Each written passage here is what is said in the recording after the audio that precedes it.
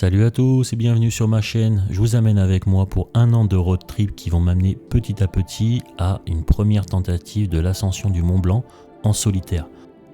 Un projet ambitieux qui nécessitera des mois d'entraînement et de préparation, mais surtout j'étais loin d'imaginer à quoi j'allais être confronté.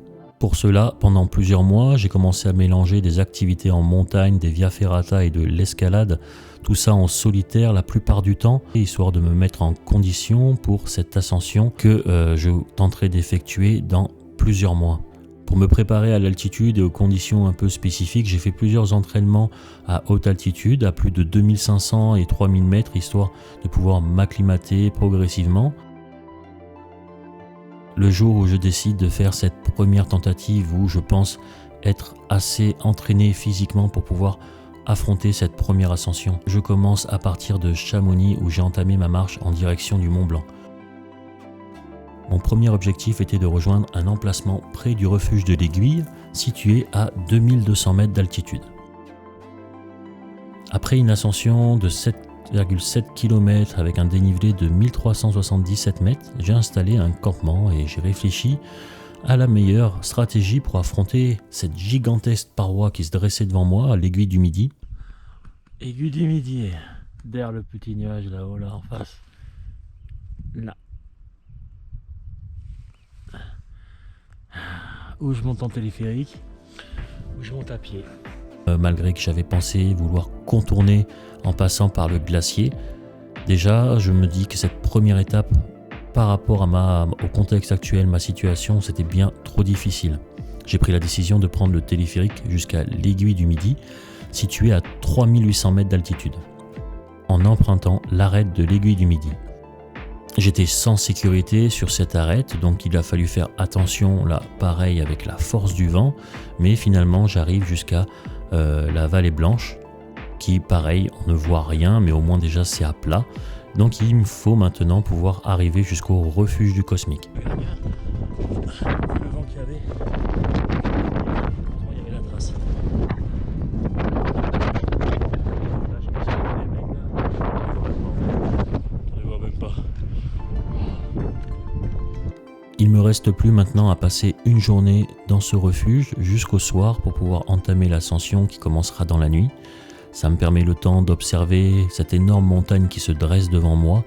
On voit à peine les alpinistes, ce n'est qu'un point noir à partir de là où je suis.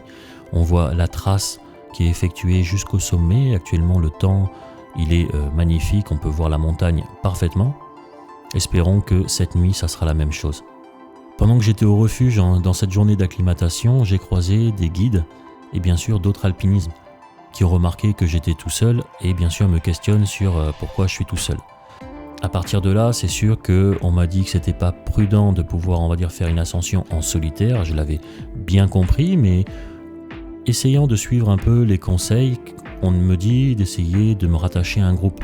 Se rattacher à un groupe à plus de 3500 mètres pour une ascension du Mont Blanc, quand on ne connaît pas les gens, c'est déjà assez compliqué de pouvoir trouver un groupe à ce moment-là.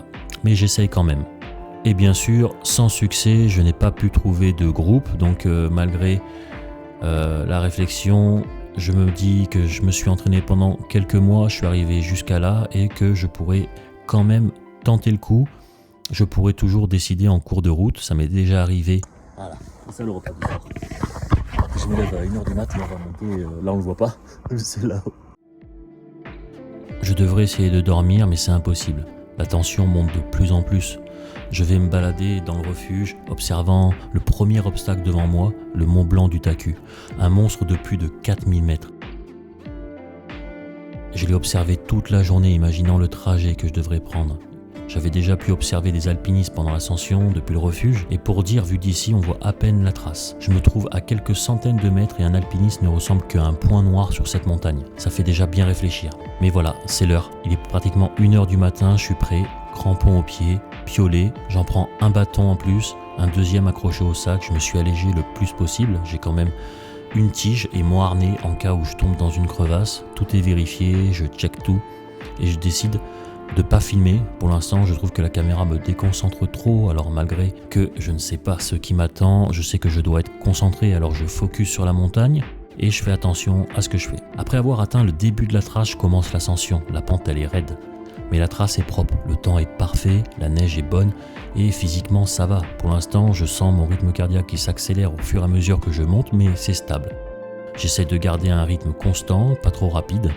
Le fait d'être en solitaire et sans corde me pousse à faire attention. À chaque fois que je pose mon pied, j'étais déjà tombé avec les crampons. Si ça arrive ici, avec le dénivelé de cette montagne, je ne sais pas comment ça se passerait. Derrière moi, je vois le refuge et je vois Chamonix. J'approche les 4000 mètres. Je me rends compte que je suis à 2000 mètres au-dessus de la ville. Je la vois en contrebas. Dans la nuit noire, j'ai juste l'impression d'être dans le vide, de voler. La pression, elle commence à se sentir. La peur à chaque pas. Physiquement, je me sens bien. J'avais réussi apparemment à m'entraîner correctement, mais mentalement, ce n'était pas ça. J'étais loin de savoir à quoi je m'attendais. Malgré plusieurs phases en solitaire effectuées, cela ne m'a pas préparé à effectuer ce trajet. Je me dis quand même d'aller jusqu'en haut, on verra ce que l'on fait arriver là-bas, histoire d'atteindre mon premier 4000 mètres.